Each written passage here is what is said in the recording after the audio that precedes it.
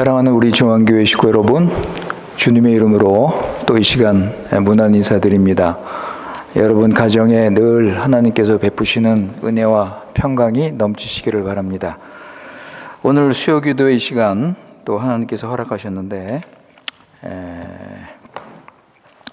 오늘 나눌 말씀은 창세기 10장입니다.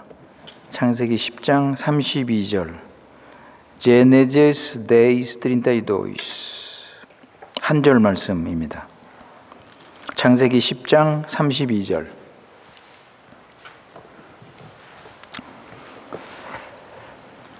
하나님께서 주시는 말씀입니다. 이들은 그 백성들의 족보에 따르면 노아 자손의 족속들이요 홍수 후에 이들에게서 그 땅의 백성들이 나뉘었더라. 아멘. 우리 이 시간 다 같이 함께 기도하시겠습니다. 거룩하신 살아계신 우리 여호와 하나님 아버지, 변치 않는 언약적인 사랑으로 우리를 사랑하시고 새 생명을 주시고 크신 구원을 이루신 지극히 높으신 우리 여호와 하나님께 찬송과 영광을 돌립니다. 지난 3일 동안도 우리 지켜주시고 주님의 뜻을 순종하며 주님과 동행하는 삶을 살게 하시고 오늘 또 수요기도회로 모이게 하신 그 은혜를 감사드립니다.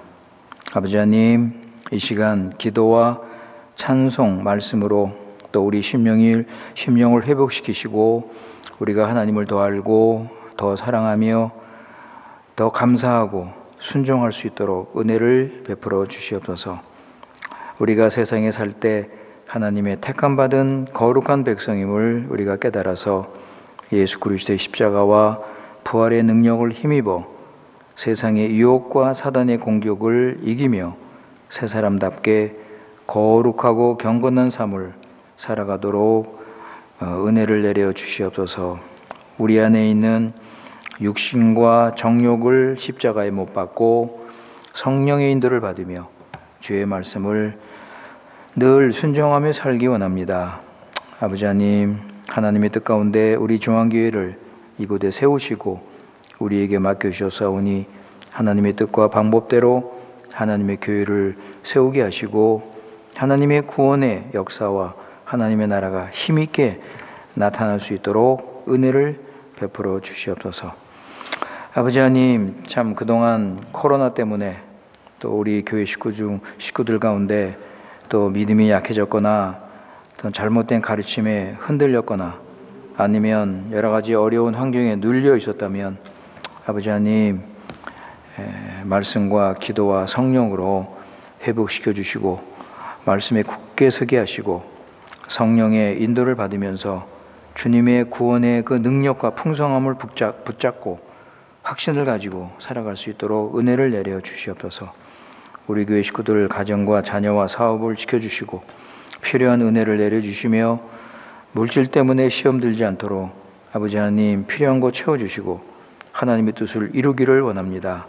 이 시간 하나님 말씀을 들을 때 우리 마음 열고 하나님 말씀을 받아서 내 생각과 교만을 버리고 심령이 새로워지며 하나님 아는 지식에서 자라나는 구원의 역사가 나타날 수 있도록 함께하여 주시옵소서.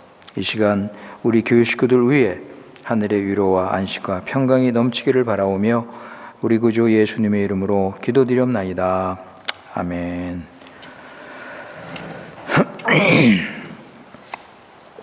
오늘은 우리 창세기 10장의 말씀을 나누도록 하겠습니다. 그 전에 우리 지난 시간에 창세기 9장을 통해서 노아 홍수가 끝나고 새로운 세상이 시작된 것을 우리가 보았습니다. 그래서 하나님께서 가인의 후손, 뱀의 후손을 심판하시고 멸망시키셨고 또 경건한 후손, 하나님을 믿는다는 그 경건한 후손들도 노아와 그 가정 외에 모두 하나님의 심판을 받고 멸망을 당했습니다. 그래서 하나님이 보실 때 온 세상은 죄가 넘치고 사람들 마음의 생각이 다 악하다고 하셨는데 하나님께서 이런 악한 세상을 악한 세상을 완전히 멸망시키셨습니다. 그래서 오직 하나님이 택한 경건한 자들 8명, 그죠? 8명을 홍수에서 구원하셨다. 그래서 베드로 사도는 우리가 전에 봤죠? 베드로전서 3장에 보면 이 홍수가 백성을 구원하는 표라고 그랬습니다. 즉 세례다 그랬어요. 예. 여러분 세례가 뭐죠? 세례가 뭐예요, 여러분? 죽고 사는 거잖아요. 세례는 죽었다가 살아나는 거. 그래서 물로 깨끗함을 받고, 여러분 그 세례 받을 때 물속에 들어가든가 아니면 뿌리물 받잖아요. 그래서 물로 깨끗함을 받고 살아나는 것입니다. 그래서 새 사람으로 새롭게 살아나는 것. 여러분 이게 구원이에요. 이게 구원이잖아요.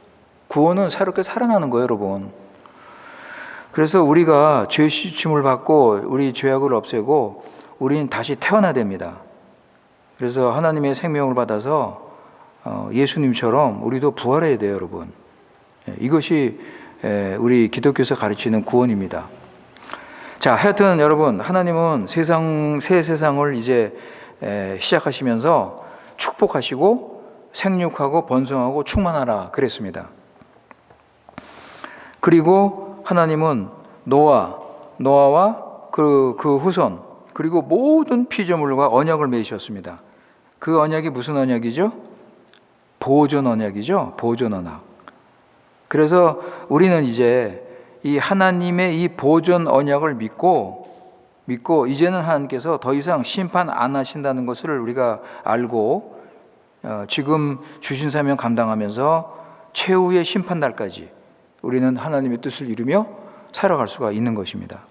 그래서 무지개를 보면 하나님의 계획이 완성될 때까지 하나님은 더 이상 홍수 같은 재앙으로 인류를 다시는 멸망시키지 않고 하나님의 구속사가 진행된다는 사실을 우리는 믿고 하나님을 헌신하며 우리 사명을 감당할 수 있습니다.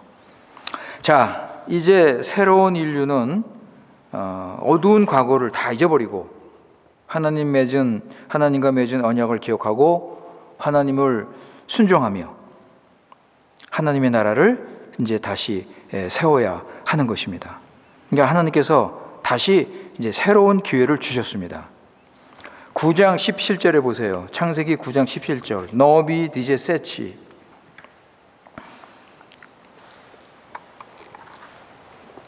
9장 17절에 보시면 하나님이 노아에게 또 이르시되 내가 나와 땅에 있는 모든 생물 사이에 세운 언약의 증거가 이것이라. 그죠, 여러분? 하나님께서 그 보존 언약을 지키시겠다고 증거까지 보이셨어요. 그 증거가 무지개 아닙니까? 예. 그래서 하나님께서는 이제 새로운 인류, 이제 새로 시작하는 인류에게 복을 주시고 생육하고 번성하고 충만하라. 그렇게 명령을 하셨습니다. 그런데 처음에는 출발이 좋았어요. 처음에는 출발이 좋았습니다. 그래서 노아는 방주에서 나오자마자 먼저 뭐 했죠? 먼저 하나님께 예배했죠. 하나님께 제사를 드렸습니다. 그 하나님께 가장 최고의 제물, 가장 깨끗하고 정결한 그 제물, 아낌없이 하나님께 먼저 번제로 드렸습니다. 그래서 이 새로운 세상에서 처음 제사를 드리는 거죠. 그래서 이 제사는 온 세상을 대표하는 희생제사다. 자신을 드리는 그런 제사였습니다. 그래서 노아 제사는 앞으로 오실 예수 그리스도의 제사를 상징하고 모형하는 그런 의미가 있습니다. 그래서 에베소서 5장 2절에 보면 예수님께서 참된 희생 제물이 되셨다 그럽니다. 한번 보세요, 여러분. 에베소서 5장 2절. 에페지오 5:2. 에베소서 5장 2절.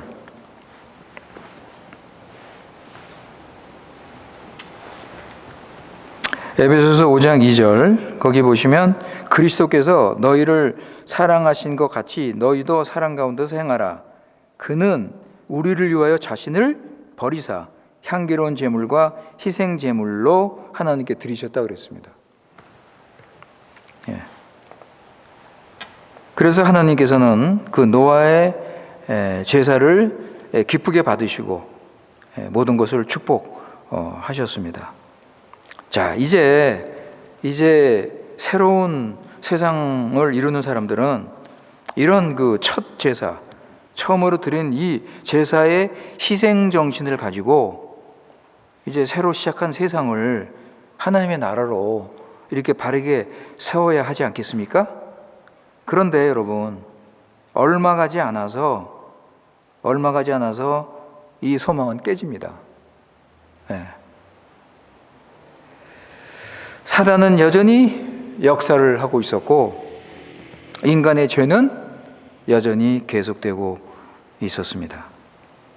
자, 누가 가장 먼저 죄에 넘어졌죠?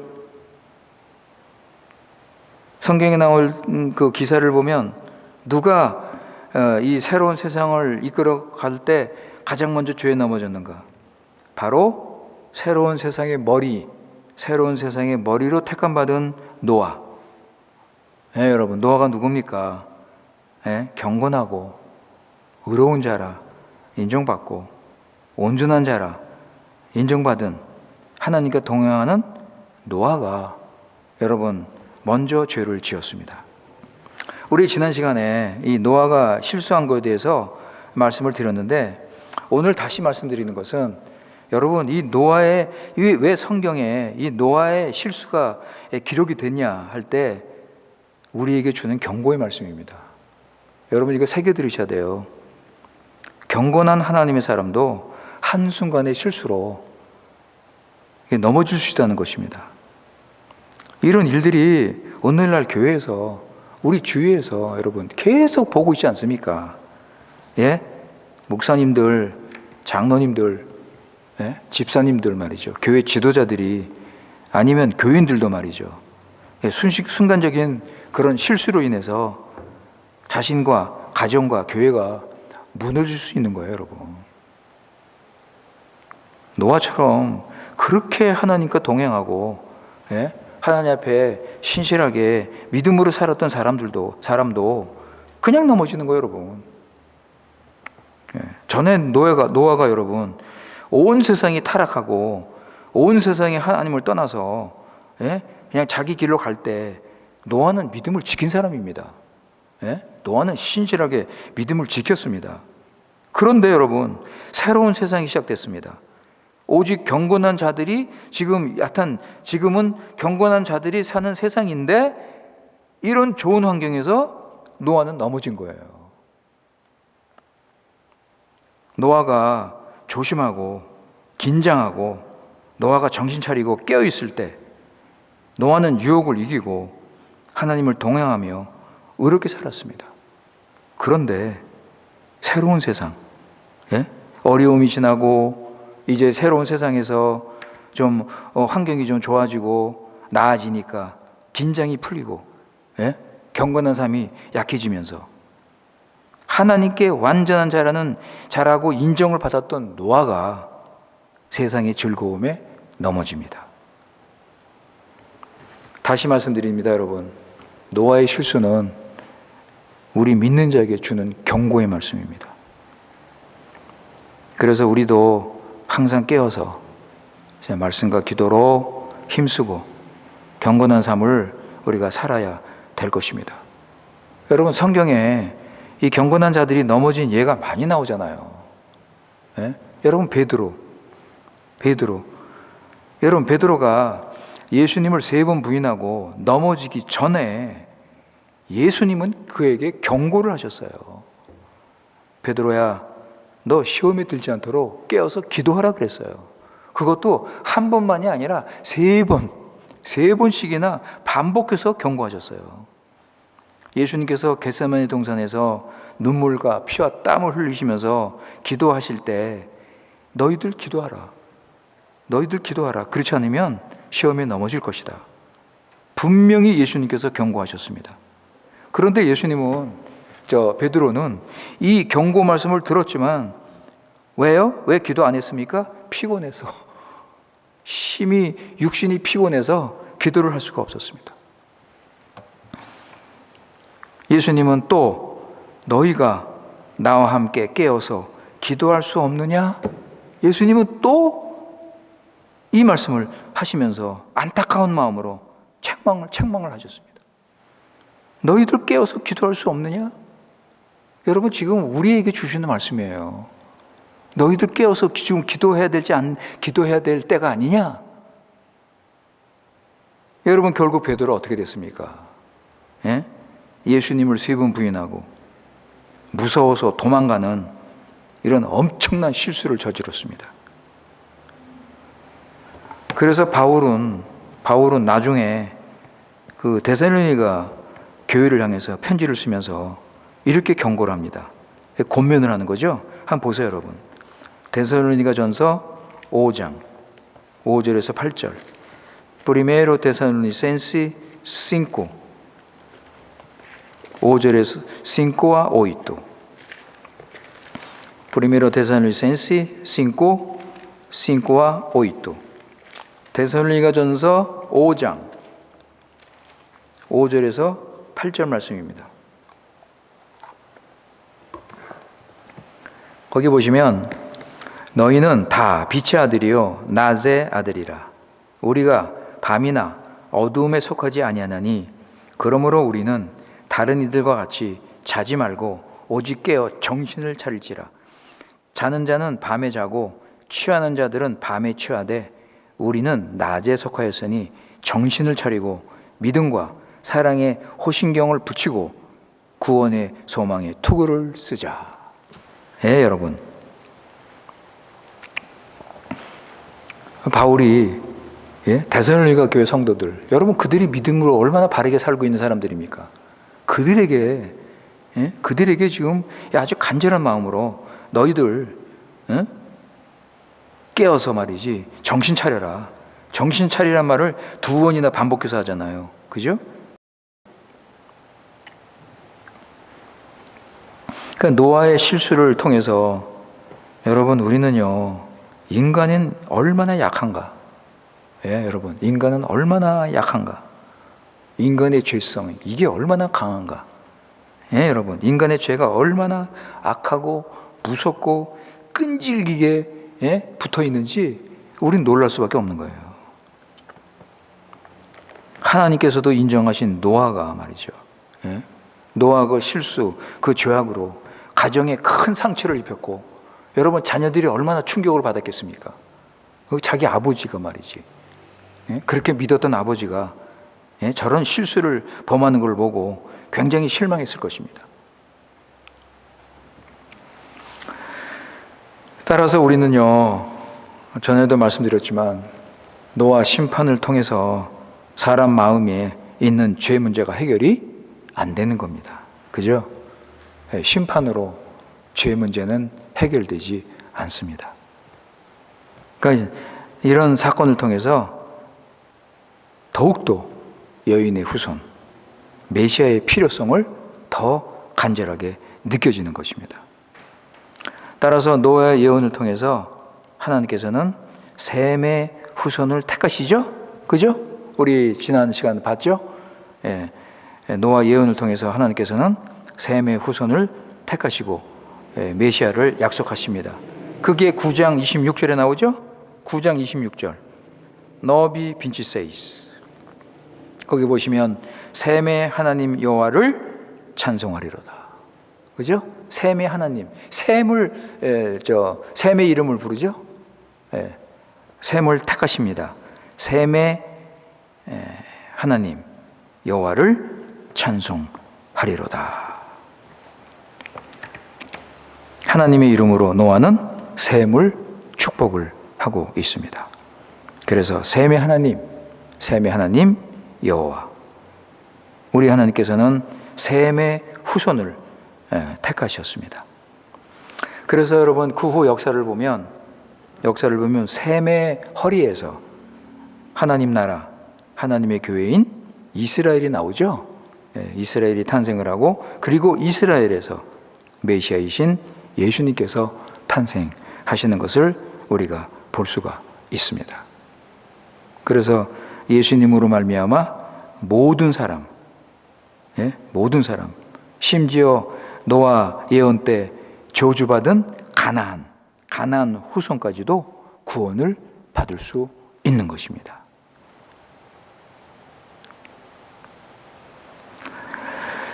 그래서 하나님께서는 그 노아 세 아들 중 셈을 택하신 그 사실을 창세기 10장에 오면 그것을 또 분명하게 보여주십니다. 그러니까 노아 세 아들 중에서 셈을 택하신 것을 창세기 10장에 보면 그 사실을 더 분명하게 보여주시는 것입니다. 이 노아 세 아들을 통해서 이 온 세상에 그 인류가 퍼졌죠. 1절 보세요. 10장 1절. 노아의 아들 셈과 함과 야봇의 족보는 이러하니라.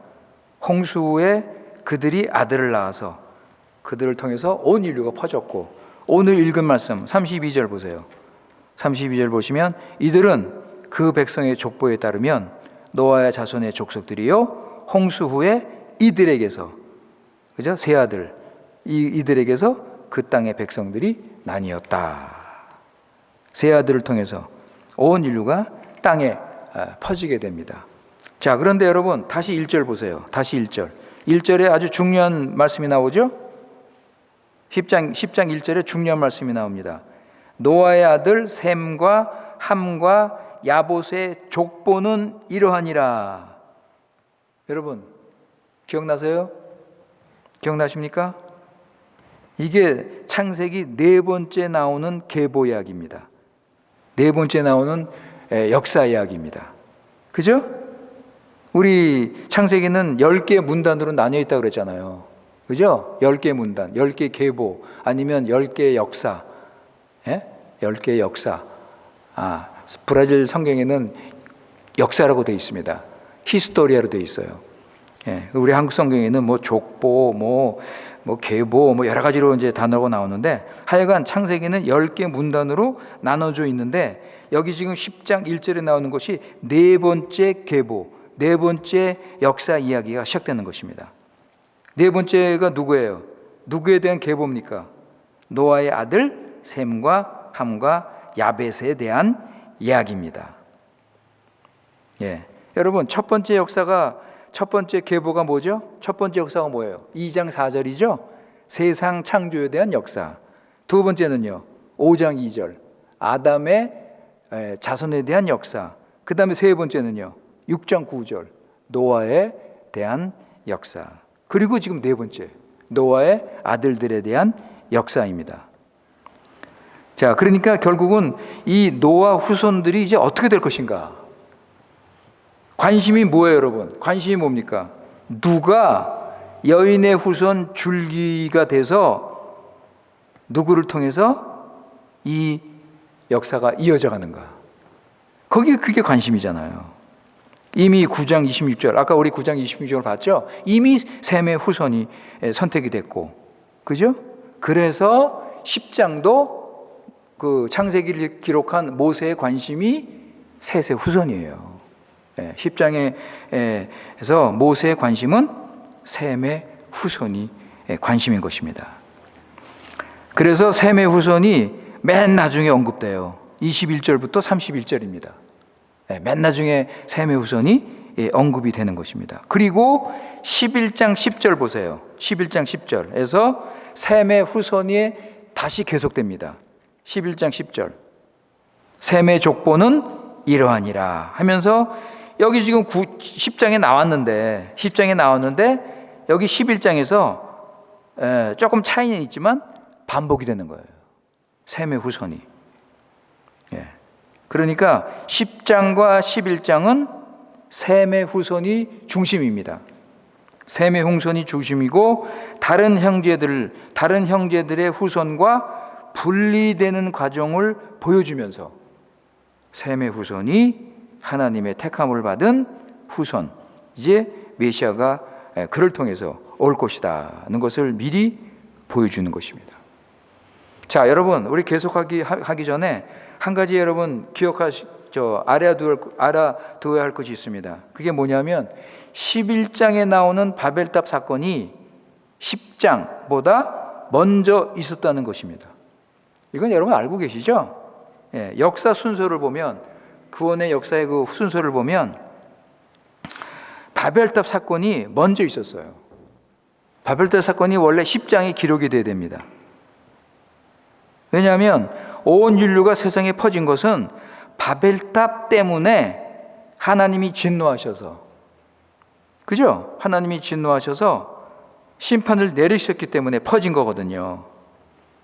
네.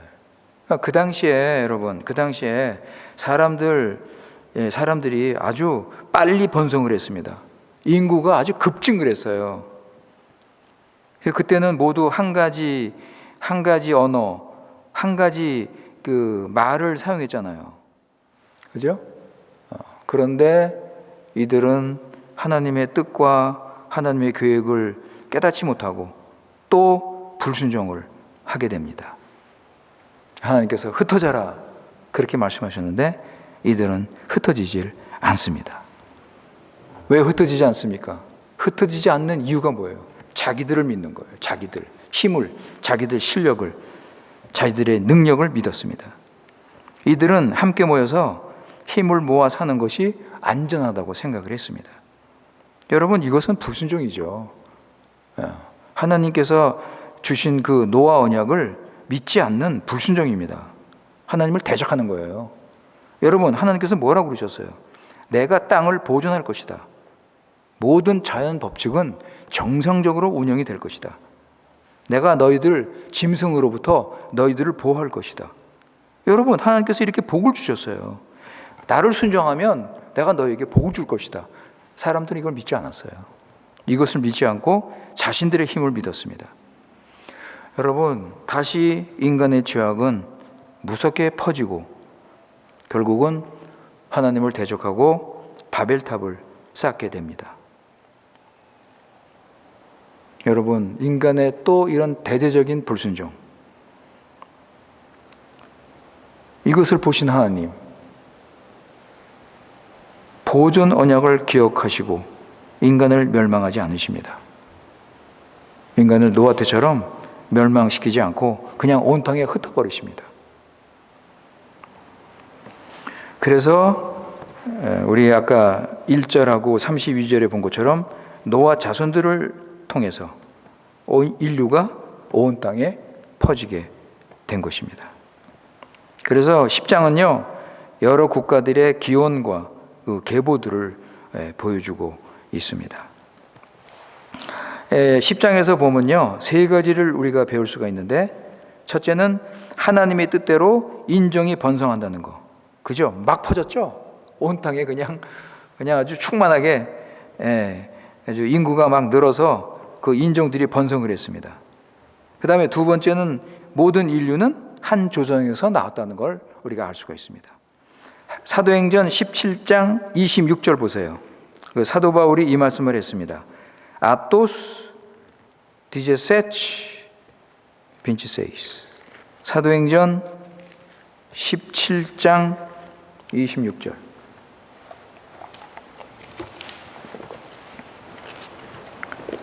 사도행전 17장 26절에 보시면, 자, 거기 보시면 인류의 모든 족속을 한 혈통으로 만드사 그랬죠?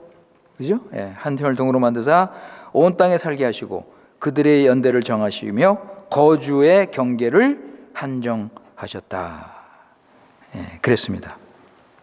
하나님의 그 섭리 가운데 모든 것이 이루어진 것을 우리가 볼 수가 있습니다. 그리고 세 번째 우리가 배울 수 있는 것은 하나님은 이스라엘의 하나님만이 아니라 모든 민족의 하나님이란 것을 우리가 배울 수 있습니다.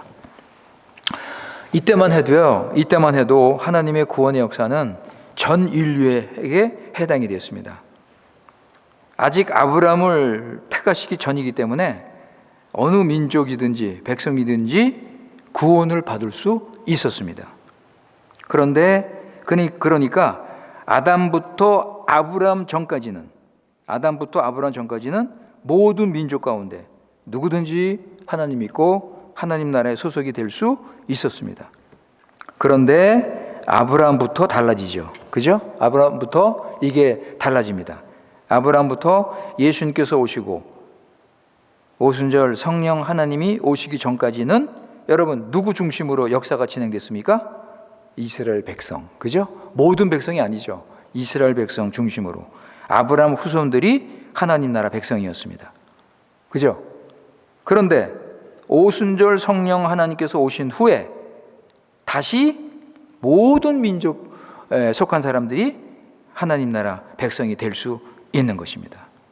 그러니까 지금은요, 여러분, 지금은 여기 지금 창세기 10장에 나오는 모든 민족들, 그죠? 모든 민족들이 구원을 받을 수 있는 것입니다. 그래서 하나님의 저주를 받은 가나안 사람까지도 구원을 받을 수 있습니다. 여러분 마태복음 15장 보세요. 마태복음 15장 21절 22절. 마테우스 킹지 빈치웅 빈치도이스. 마태복음 15장 21절 22절.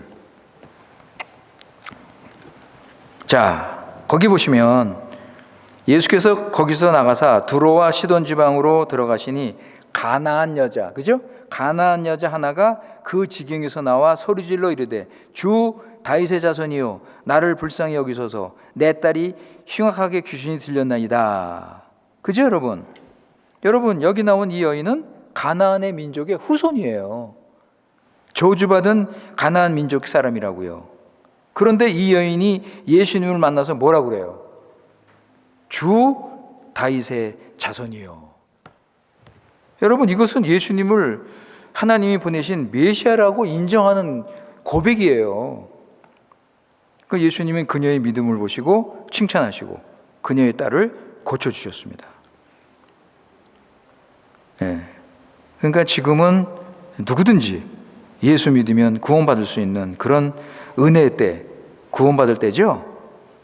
자, 10장에 보면 세 부문으로 나눌 수 있습니다. 10장을 야벳 후손 명단이 2절부터 5절까지 나오고 함 후손의 명단이 6절부터 20절, 그리고 셈의 후손의 명단이 21절부터 31절까지 나옵니다. 많은 신학자들이 야벳은 유럽의 조상이다, 유럽인의 조상이고 함은 아프리카인의 조상이고 셈은 아시아 사람의 조상이다라고 그렇게 인정을 하고 있습니다. 정확하게 뭐 이렇게 딱 맞는 것은 아닌데 그렇게 대체적으로 인정을 하고 있습니다. 그래서 어떤 분은 이렇게 질문을 하는 분들이 있어요. 노아 예언 때문에 함 자손들, 즉 아프리카 사람들이 하나님의 저주를 받아서 가난과 질병과 저렇게 어렵게 고통 중에 살고 있는 것은 아닌가? 여러분 어떻게 생각하십니까? 이게 사실입니까? 아니에요, 여러분. 그죠? 절대 아닙니다. 그 당시 노아에게 저주받은 자는 오직 가나안 백성이에요. 가나안 자손입니다.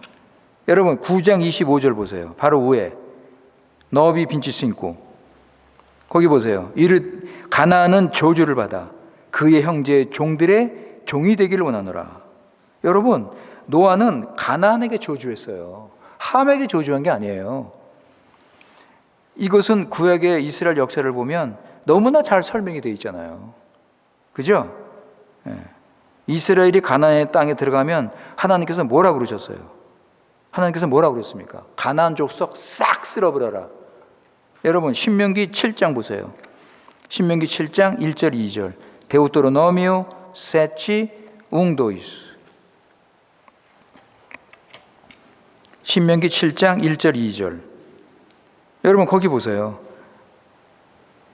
내 하나님 여호와께서 너를 인도하사 내가 가서 차지할 땅으로 들이시고 내 앞에서 여러 민족, 헷 족속, 기르가스 족속, 아모리 족속, 가나안 족속, 브리스 족속, 히위 족속, 여부스 족속, 곧 너보다 많고 힘이 센 7 족속을 쫓아내실 때 내 하나님 여호와께서 그들을 내게 넘겨 내게 치게 하시리니 그때 너는 그들을 진멸하라 그랬어요. 싹 쓸어버리라 그랬어요. 남녀노소 뭐 누구 상관없이 다 죽이라고 그랬어요. 7장 16절 보세요. 7장 16절. 내 하나님 여호와께서 내게 넘겨주신 모든 민족, 이게 가나안 민족이에요. 내 눈이 긍휼히 여기지 말고 진멸하라. 그들의 신을 섬기지 말라. 그것이 내게 올무가 되리라. 우리 하나님은 함에게는 저주도 안 하시고 복도 안 주셨습니다. 그러나 가나안 족속에게는 저주하셨습니다. 그래서 오늘 말씀 보세요, 여러분. 오늘 말씀, 오늘 10장 6절 보세요. 10장 6절 오늘 말씀. 함의 아들은 구스와 미스라임과 북과 가나안이요 그랬잖아요. 가나안. 그죠? 15절부터 18절에 보시면 거기 가나안의 후손들이 나옵니다.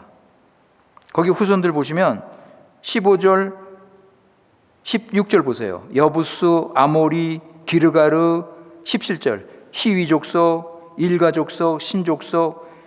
아까 우리 신명기 7장 1 거기에 나온 그 명단과 비슷하죠. 그죠? 거의 비슷합니다. 결국은 노아의 예언대로 가나안 족속은 다른 민족의 종이 되어서 섬기다가 완전히 역사에서 사라졌습니다. 자, 여러분 10장에 우리가 뭐 전체적으로 다 볼 수는 없고 10장에 보면 이게 좀 생각해야 될 인물이 좀 나오는데 그게 8절에 나오는 니므롯입니다. 여러분 니므롯 8절 보세요. 구스가 또 니므롯을 낳았으니 그는 세상의 첫 용사라. 다른 성경에 보면 영걸이라고 그랬어요. 영웅. 예? 아주 진짜 그 용맹하고 권력 있는 사람. 그리고 특이한 사냥꾼이라고 그랬어요. 9절에 보면 용감한 사냥꾼, 특이한 사냥꾼이라고 그랬습니다. 10절에 보시면 그가 세운 나라 중에 하나가 바벨입니다.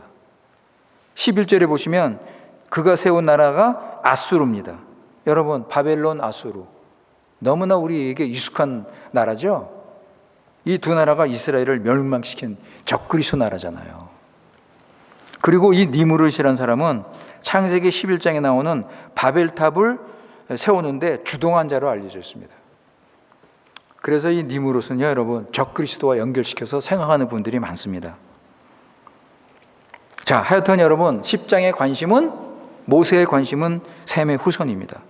그런데 함의 후손도 관심이 대상이 되는 거예요. 왜요? 왜 그렇습니까, 여러분? 역사를 보면 이스라엘을 대적했던 나라가 바로 함의 후손들입니다. 그래서 이스라엘 적대국인 함의 계통의 그 나라들을 조금 더 이렇게 자세하게 설명을 하는 것입니다. 이제 우리 뭐 구약의 그 구원의 역사를 이렇게 쭉 보면 함 후손 나라들이 셈 후손인 이스라엘을 계속 대적하고 괴롭히고, 그죠? 그게 잘 나오죠?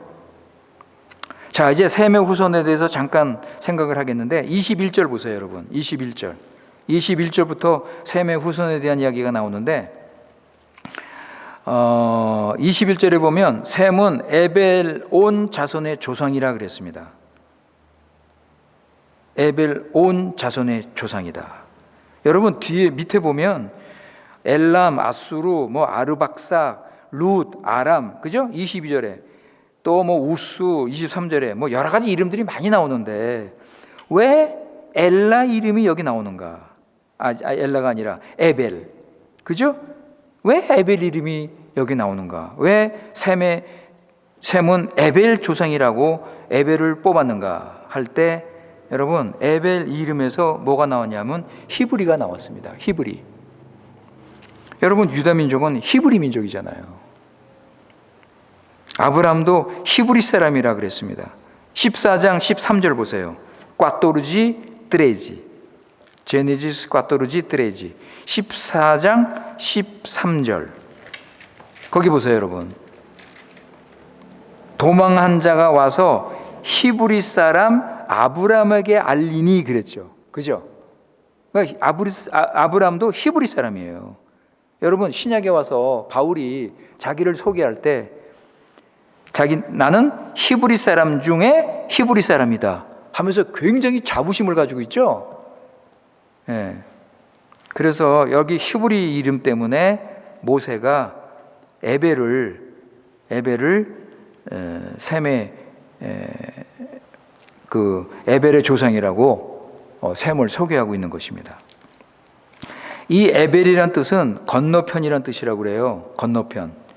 그러니까 이 에벨은 유브라 강 건너편에서 온 사람이기 때문에 에벨이라 이렇게 부른다고 합니다. 여러분, 아브라함도 그 유브라데에서 왔잖아요. 그죠? 그 히브리 사람이잖아요. 그래서 에벨은 아브라함의 조상입니다. 여러분, 에벨에 대한 소개는 뭐 여기 안 나오는데, 에벨은 그 당시 베도 시대에 참으로 경건한 사람이었고 하나님의 은혜를 믿고 믿음으로 살았던 아주 믿음이 뛰어난 그런 사람으로 인정을 받은 사람이라고 합니다. 그래서 히브리 사람 에벨 하면 경건한 칭호, 참으로 영광스러운 그런 칭호로 알려졌습니다. 당시에 그 바벨 탑을 쌓고 영적으로 아주 혼란하고 어두운 시대인데 에벨은 아주 경건한 사람으로 존경을 받았기 때문에 모세는 셈의 후손을 기록할 때 에벨을 높인 것입니다. 에벨이란 이름을 높인 것이라고 우리가 알 수 있습니다. 자, 우리 창세기 11장에 여러분 다시 셈의 후손의 그 족보가 나오니까 우리 그때 좀 더 우리 생각을 하도록 하고요. 자, 여러분, 우리 지금 창세기 10장을 생각했는데 창세기 10장은요 사실 우리가 잘 모르는 나라, 뭐 민족, 뭐 지명 이름들이 그냥 쫙 나오잖아요. 이거 다 세어보면요 70개입니다. 70개. 그러니까 이게 뭐 그냥 읽으면 재미 하나 없고 그냥 지루한 내용이 될 수가 있습니다. 그런데 여러분, 우리 창세기 1장부터 지금 계속 창세기를 공부하고 있지 않습니까? 그러니까 이 하나님 중심, 하나님의 구속 역사 관점에서 이 성경을 읽으면 우리는 창세기 10장도 하나님의 구원의 역사가 이루어지는 한 부분이라고 우리는 생각하는 거예요. 그죠? 그래서 하나님의 구속 역사 관점에서 언약을 이루시는 하나님, 자기 백성을 사랑하시고 구원하시는 하나님, 죄인들을 심판하시고 세상 나라를 벌하시지만 자기 백성, 그죠? 택한 백성을 통해서 하나님 나라 세우시는 하나님을 우리가 여기서 알 수 있어요. 그건 창세기 10장도 하나님의 구속의 역사의 진행을 보여주는 것이에요, 여러분. 하나님께서 셈의 후손을 택하시고 창세기 3장 15절의 언약을 지키시는구나. 그리고 아까 우리 말씀드렸지만 하나님은 셈의 후손의 하나님만이 아니라 온 세상, 온 민족, 나라를 다스리시는 하나님의 뜻대로 모든 것을 주장하시는 지극히 높으신 크신 하나님인 것을 우리는 여기서 더 확인을 할 수가 있는 것입니다. 9장에서 노아의 예언이 10장에서 확인이 되고 있습니다. 10장에서 셈의 후손이 중심이고 이제 여기서 메시아가 올 것이라는 것을 보여주고 있습니다. 그리고 11장 10절, 여러분 다시 한번 보세요. 11장 10절. 11장 10절에 보시면 다섯 번째 계보입니다. 이게 다섯 번째 계보예요. 여러분 10절 보세요. 셈의 족보는 이러하니라. 그죠? 셈의 역사는 이러하니라 하면서 셈의 역사가 시작됩니다. 그러면서 이제 셈의 후에 대해서 이제 설명하죠. 셈의 줄기에서 여러분 누가 나옵니까? 셈의 줄기에서 누가 나와요? 아브라함. 그죠? 아브라함. 이제 하나님의 구속의 역사는 아브라함으로 좁혀지는 것입니다. 그리고 계속 구약 성경에서 우리 하나님은 창세기 3장 이 언약을 이루시면서 그 하나님이 그렇게 사랑하시고 하나님의 그 열심으로 이 구원의 역사는 진행이 되는 것입니다. 그리고 결국은 어디까지 가는 거예요? 여러분 마태복음 1장 1절까지 가는 거예요. 한번 보세요, 여러분. 마태복음 1장 1절. 마테우스 거기까지 가는 거예요. 거기 보시면 아브라함과 다윗의 자손 예수 그리스도의 계보라, 족보라, 예수 그리스도의 역사라 나오는 거예요, 여러분. 결국은 예수님이 오시는 데까지 이 구원의 역사는 진행이 되는 것입니다. 자, 오늘 우리 창세기 10장을 우리 간단하게 생각했습니다. 여러분, 우리 하나님의 관점에서 잘 보시기 바랍니다. 기도하겠습니다. 아버지 하나님, 오늘 우리 창세기 10장에 대해서 생각을 했습니다. 하나님의 구속의 역사를 잘 모르면 참 단지 알 수 없는 나라 이름, 민족들 이름들이 이게 많이 나오기 때문에 그냥 넘어갈 수밖에 없지만 하나님 중심으로 하나님의 구원의 역사 중심으로 읽는다면 창세기 10장도 참 중요하고 필요한 말씀인 것을 우리가 알 수 있습니다.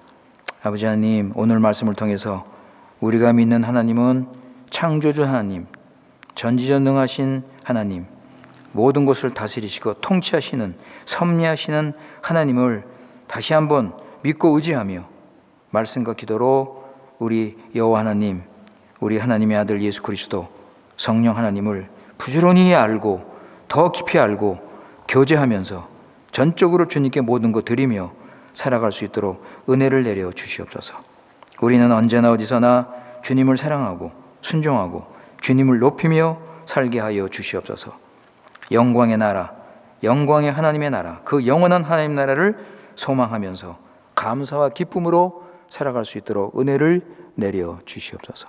우리 구주 예수님의 이름으로 기도드리옵나이다. 아멘.